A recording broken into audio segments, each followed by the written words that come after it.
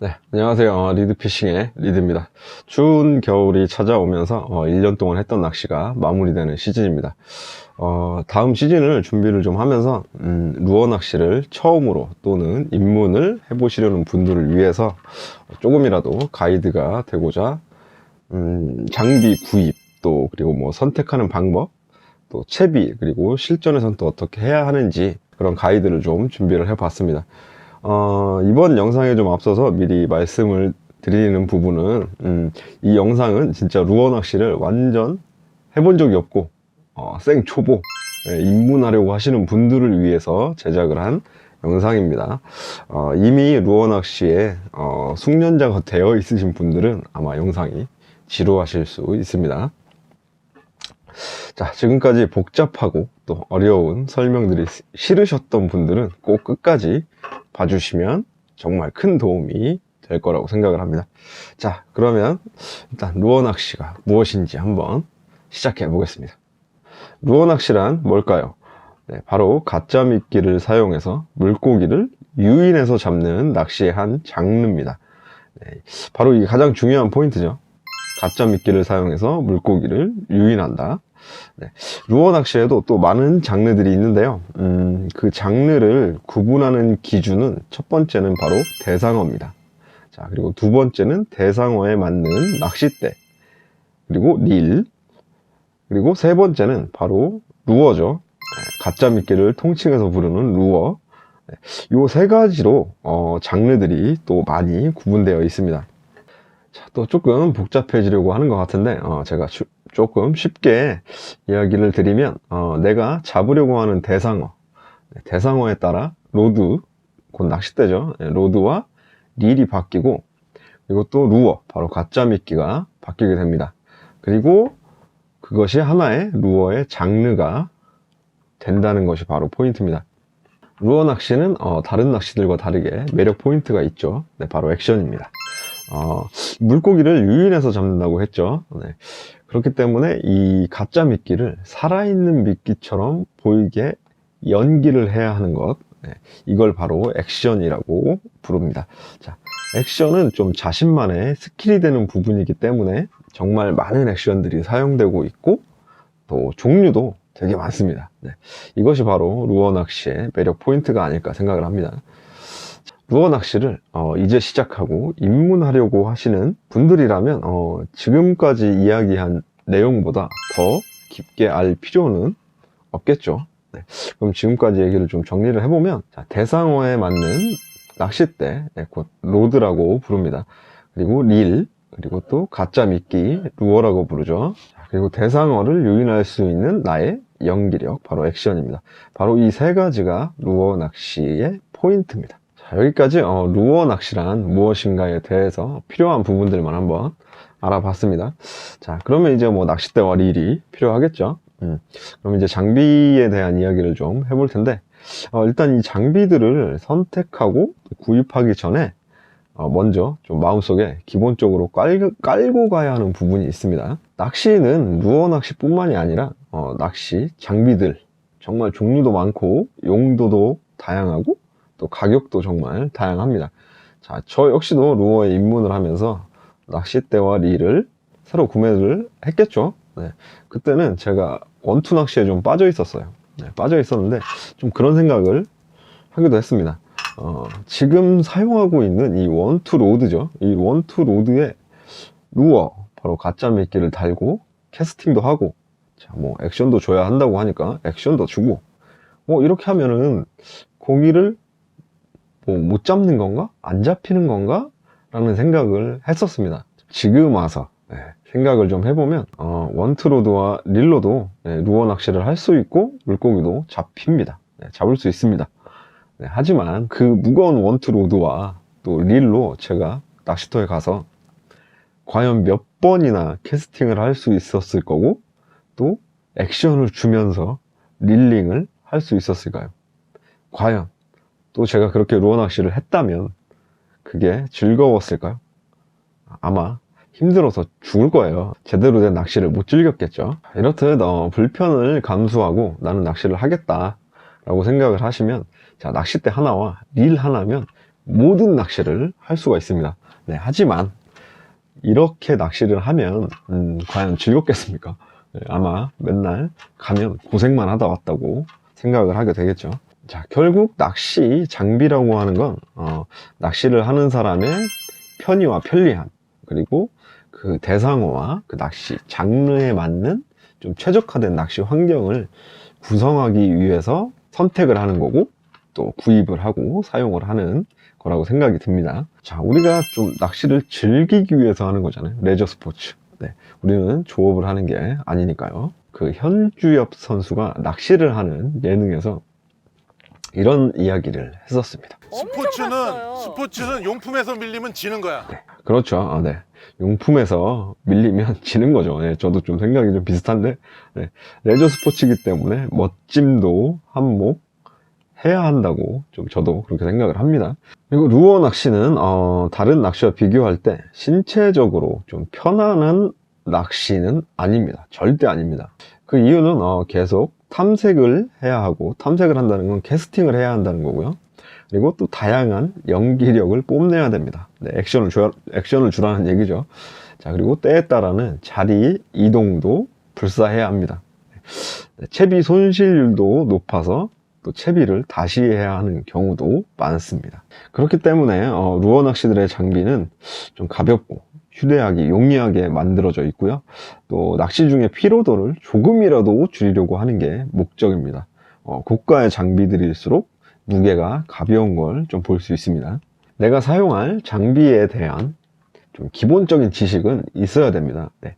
그래야 내 장비라고 하는 애착도 생기고 또 제대로 사용을 할 수가 있습니다. 서론이 너무 길었네요. 그럼 먼저 루어 로드, 바로 낚싯대죠. 이제 로드라고 부를 겁니다. 자, 로드를 선택할 때 입문자로서 좀 필요한 부분들만 짚고 가보겠습니다. 첫 번째는 로드의 휨새입니다. 영상에서 보시듯이 낚싯대의 강도 혹은 탄성, 감도 뭐 이런 거라고 생각을 하시면 됩니다. 자, 두 번째는 낚싯대의 길이입니다. 네, 대부분 피트 단위죠. 몇 피트 할 때 그 피트입니다. 네, 피트 단위로 표기를 하고요. 또 참고로 1피트는 대략 30cm 정도 됩니다. 세 번째는 로드가 감당하는 루어의 무게입니다. 네, 대부분 루어, 웨이트 아니면 캐스트 중량이라고 표기를 하고 있습니다. 이 세 가지 정도만 염두해도 입문자로서 사용할 로드를 선택하는 데는 충분합니다. 이렇게 이제 따져서 많은 낚시인 분들이 추천을 해주는 입문자용 로드가 당연히 있겠죠. 네, 좀 검색을 해보셨다면 들어보셨을 제이땡사의 닉스 인쇼어 S862ML이라는 모델입니다. 네, 대표적인 국민 루어로드로 자리 잡은 모델이기 때문에 이 모델을 좀 기준으로 이야기를 해보겠습니다. 자, 제가 이 로드를 판매하거나 광고하려는 의도는 전혀 없다는 거 미리 얘기 드리고요. 네, 이 로드를 또 구매하라고 하는 것도 아닙니다. 네, 오해하지 마세요. 자, 선택에 앞서서 항상 이 복잡한 모델명이 항상 눈에 들어오실 거예요. 자, 우리는 입문자니까 모델명을 알아볼 수 있는 가장 최소한의 필요한 부분들만 좀 짚고 넘어가 보겠습니다. 자, 보시면 아까 국민로드라고 하는 그 모델이죠. 네, 닉스 인쇼 S862ML입니다. 자, 닉스 인쇼, 거기까지가 이 낚싯대의 이름입니다. 닉스 인쇼 다음에 붙어있는 이 S는 스피닝 릴 용이라고 하는 표시입니다. S. 혹시라도 모르시는 분들이 계실까봐 제가 준비를 했는데, 네, 지금 보시는 요게 바로 스피닝 릴이고요. 다음, 네, 이렇게 생긴 게 바로 베이트 릴이라고 하는데, 이 베이트 릴이라고 하는 건 표기가 B나 C로 표기를 합니다. 그냥 참고만 하세요. 네, 궁금해 하실까봐. 자, 다음은 숫자죠. S 다음에 숫자 862. 이 숫자는 앞에 86, 이거는 8.6피트라는 뜻입니다. 자, 1피트는 아까 대략 30cm라고 얘기를 드렸죠. 그러면 대략 이 로드는 한 2.5m에서 2.6m 정도 되는 걸 알 수가 있겠죠. 요 숫자만 봐도. 자, 그럼 뒤에 2는 뭐냐? 이 로드가 2절로 되어 있다라는 뜻입니다. 두 개로 분리가 된다라는 뜻이죠. 자, 이왕 길이 얘기가 나왔으니까 참 길이에 대해서 한번 짚고 가면은 8.6피트라고 하는 길이는 범용, 그러니까 여러 방면에서 좀 사용하기 가장 무난한 길이입니다. 네. 루어 로드라고 했을 때 그 기준이 되는 좀 뭔가 길이라고 보셔도 돼요.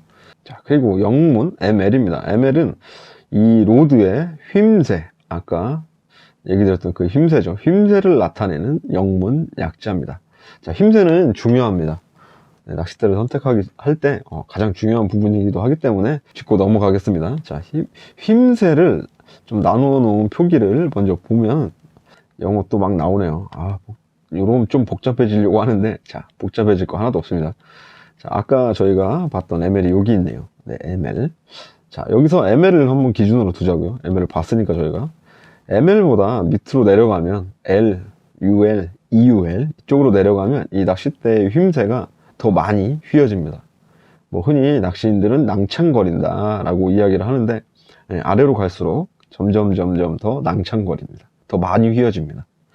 자, 그리고 요 ML보다 위로 갈수록 강도가 세지겠죠. 반대니까. 잘 휘어지지 않고 강도가 세다. 빳빳한 거죠, 그냥. 위로 올라갈수록 이제 그런 차이가 있고요. 우리는 이제 낚시를 시작을 하고 또 입문자이기 때문에 저희가 사용할 로드는 ML에 해당하는 휨세입니다. 네, 그렇기 때문에 다른 것들은 그냥 참고만 좀 하시면 됩니다. 자, 그렇다면 왜 입문자는 ML을 사용해야 합니까? 라는 의문이 생기겠죠. 네, 궁금증이 생기는데, 자, 이유는 가장 범용적으로 사용하고 또 다루기가 용이합니다.